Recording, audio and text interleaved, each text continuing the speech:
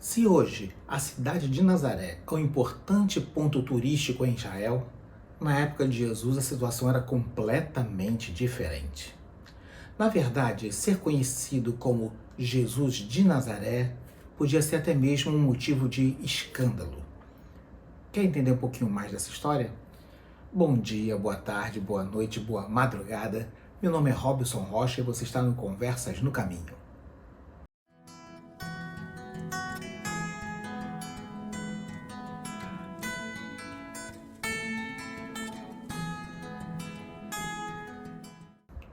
Quando nós lemos os evangelhos, nós aprendemos que Jesus Cristo nasceu na cidade de Belém, na Judéia, a cidade do rei Davi, seu antepassado, por força de uma obrigação legal, de um censo que foi realizado e seus pais tinham que se registrar na cidade de nascimento, Belém no caso. Porém, Jesus Cristo viveu juntamente com seus pais, não em Belém, mas na cidade de Nazaré, que fica ao norte, na Galileia, chamada no livro do profeta Isaías como a Galileia dos gentios. Isso trouxe um grande impacto para o ministério de Jesus Cristo, e não um impacto necessariamente positivo. Para entendermos isso, nós vamos conhecer um pouco mais sobre essa história no Evangelho de João, capítulo 1, versículos 20 a 46.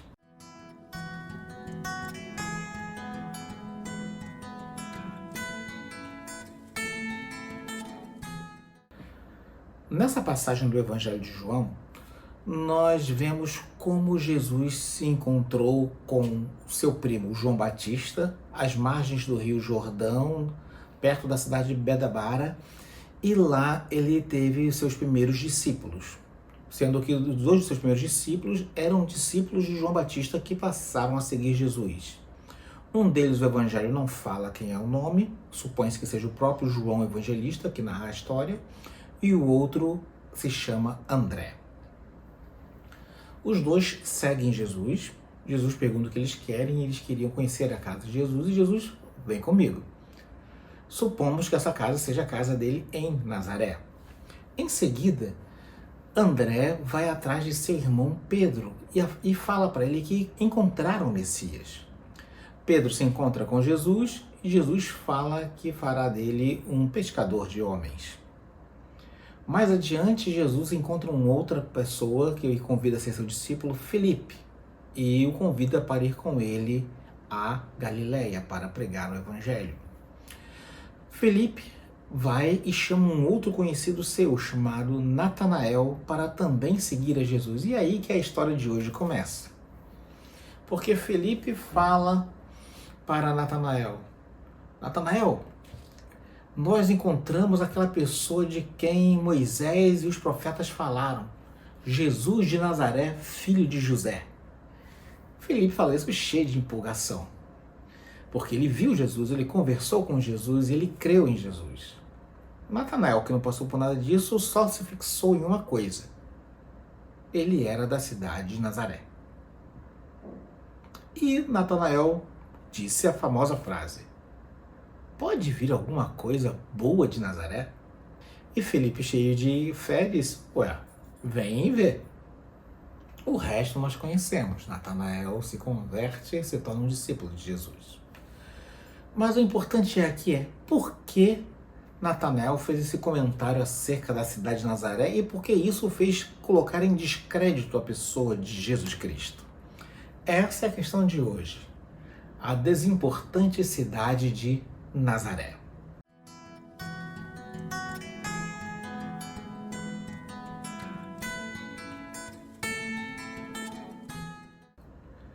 Vamos tentar compreender qual era a importância de Nazaré dentro do contexto da época e da região.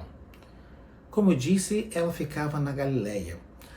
Era uma cidade que não tinha nenhuma expressão, tanto que não foi citada nenhuma vez no Antigo Testamento, tampouco foi citada na literatura posterior, como, por exemplo, o livro Antiguidades Judaicas de Flávio Joséfo. Era uma cidade inexpressiva. Uma pequena vila de 50 a 60 casas. Algumas dessas casas eram cavernas que foram escavadas para se aproveitar a topografia da região. Gente simples, gente humilde, que provavelmente trabalhava nas cidades prósperas do entorno, como a cidade de Citópolis e a cidade de Tiberíades, construídas para serem capitais de regiões e construídas segundo a estética e a cultura helenizada do Império Romano. Muito provavelmente moradores de Nazaré prestavam trabalhos braçais nestas cidades. Era uma cidade dormitório, provavelmente, devido à sua pequena importância e estar próximo de outras cidades de maior relevância. Porém, como eu disse, essas cidades eram cidades helenizadas, cidades onde tinham muitos estrangeiros, onde havia uma cultura pagã, onde haviam pessoas que não serviam a Deus e haviam judeus que se deixavam ser influenciados por esses estilos de vida. Ou seja, a região era uma região de profunda influência pagã. Embora o povo que ela vivesse era um povo temente a Deus, que servia ao Senhor, tanto que José e Maria foram e iam a Jerusalém regularmente e levaram Jesus, como os evangelhos relatam, mas havia essa pecha negativa de ser uma cidade pequena e inexpressiva numa região considerada pecaminosa devido à influência estrangeira. Então Nazaré tinha essa dupla má fama, uma cidade economicamente inexpressiva e situada numa região espiritualmente condenável aos olhos dos judeus do sul, porque no sul ficava Jerusalém, a capital com o templo, o grande templo de Herodes e com todos os sacerdotes a seu serviço. Tudo isso colocava quem morava naquela cidade numa posição de inferioridade socioeconômica, cultural e até mesmo espiritual. Nazaré não trazia nenhum valor a mais para os seus cidadãos.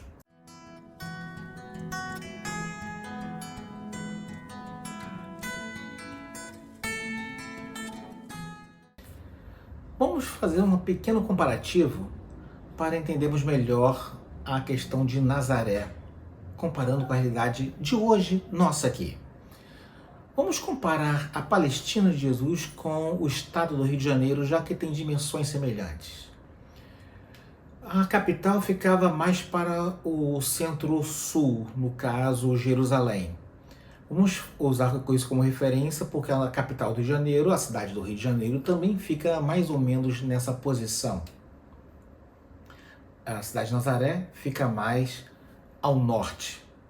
Acima dela, acima do Mar da Galileia, fica a cidade de Cafarnaum, que era uma cidade grande, uma cidade próspera, e próxima a ela ficava Betsaida, que era a cidade de Pedro e André e Filipe, uma cidade pesqueira, dentro da região de Cafarnaum. Vamos traçar esse paralelo. No Rio de Janeiro, no estado do Rio de Janeiro, podemos considerar que a nossa Cafarnaum poderia ser, por exemplo, a próspera cidade de Campos dos Goytacazes, uma das cidades mais importantes do estado, que fica ao norte. Então lá você tem uma vida econômica, você tem pessoas ativas, pessoas trabalhando, independente do Rio de Janeiro mais ao sul, mas que seguem sua vida normal e tem suas cidades próximas no entorno da cidade de Campos dos Goytacazes. E Nazaré, quem seria? Bom, se nós continuarmos no norte, mas descendo um pouco mais em Campos, nós temos uma cidade, uma região chamada Itaocara. Então Nazaré seria Itaocara? Essa cidade mais ao sul de Campos? Não. Nazaré seria um distrito de Itaocara chamada Jaguarembé. Uma cidade pequena, uma cidade de gente trabalhadora, uma cidade simples se comparado ao grande metrópole do Rio de Janeiro.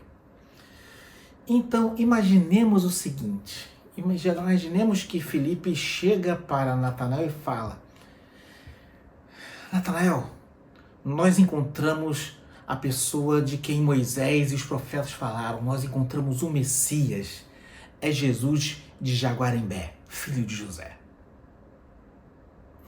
E aí, você não pode culpar Natanael pela resposta dele, né?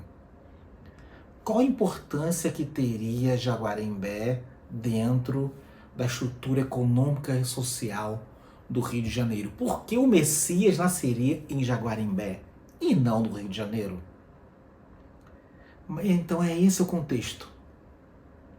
Os judeus não conseguiam entender Jesus de Nazaré como Messias, o enviado de Deus para libertá-los do jugo romano, porque era isso que eles esperavam do Messias. Jesus de Nazaré, Jesus da vila de Nazaré, Jesus de Nazaré da Galiléia dos gentios, Jesus do vilarejo de gente trabalhadora, mas humilde e simples de Nazaré, numa região dominada por pagãos da Galiléia. Esse seria o Messias. E isso foi extremamente escandaloso para a Judéia, mais ainda para o Sinédrio em Jerusalém. Fariseus, saduceus, doutores da lei não conseguiam aceitar a ideia de que Deus enviou o Messias de Nazaré para Jerusalém. Isso para eles parecia ofensivo. Mas era exatamente isso que Deus queria fazer.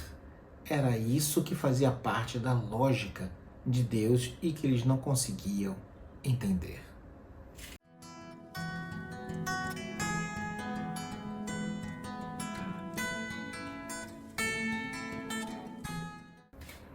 Quão escandaloso era para um judeu, especialmente um morador da Judéia, especialmente para um cidadão da grande cidade de Jerusalém, especialmente para um saduceu e um doutor da lei, reconhecer que o Messias veio de Nazaré. Quão escandaloso seria para eles conseguir ver que Deus não faz acepção de pessoas e que a lógica religiosa deles não é a lógica de Deus. Quão difícil é para eles entenderem que Deus não queria uma aparência de santidade, mas uma verdadeira comunhão com Ele. Quão difícil e escandaloso era para eles entenderem que Deus está com os humildes e simples de coração. E que dentro da lógica de Deus faz todo sentido Jesus vir da Galiléia dos gentios, da inexpressiva e desimportante cidade de Nazaré. Isso se encaixa com a sua própria história, porque Deus decidiu que Jesus ia nascer de um casal humilde, de Maria, que foi concebida pelo Espírito Santo, e com o apoio de José, seu noivo, se casaram e viveram em Nazaré, um vilarejo pequeno e inexpressivo. Antes disso, quando Jesus nasceu, nem casa tinha para nascer, ficou uma estrebaria emprestada. Essa é a lógica de Deus. Deus fazer coisas fantásticas, transformadoras, disruptivas, se gostar do termo, da onde menos se espera, para que a glória seja dele e não nossa. Jesus não veio em poder e glória e majestade descendo nos céus. Ele nasceu como um bebezinho humilde, frágil e dependente. E cresceu como uma criança, um adolescente, um jovem, na desimportante cidade de Nazaré. Para que qualquer pessoa possa se identificar com ele.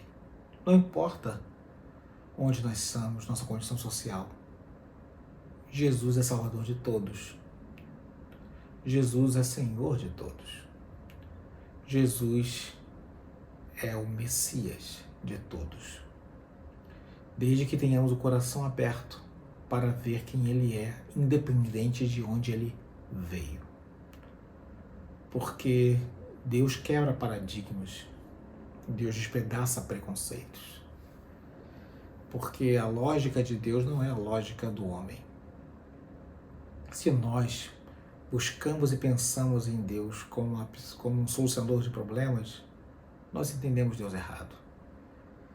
se nós pensamos e buscamos em Deus alguém que vai transferir para nós parte da sua glória, do seu poder, para que possamos ser exaltados, nós entendemos o evangelho errado.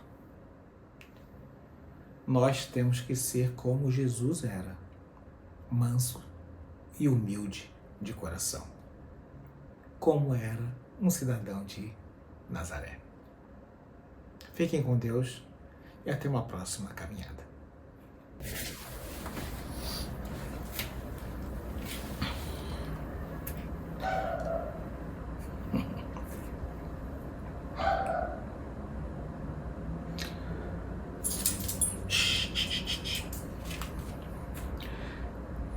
Quando lemos evangelhos, nós aprendemos.